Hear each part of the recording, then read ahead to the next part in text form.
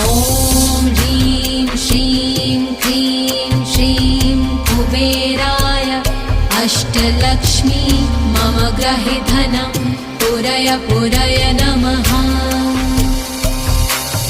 ॐ ह्रीं श्रीं क्रीं श्रीं कुबेराय अष्टलक्ष्मी मम गृहे धनं पुरय पुरय नमः।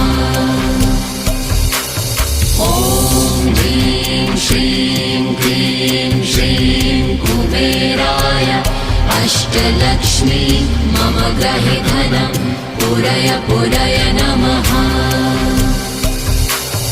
ॐ ह्रीं श्रीं क्रीं श्रीं कुबेराय अष्टलक्ष्मी मम गृहे धनं पुरय पुरय नमः।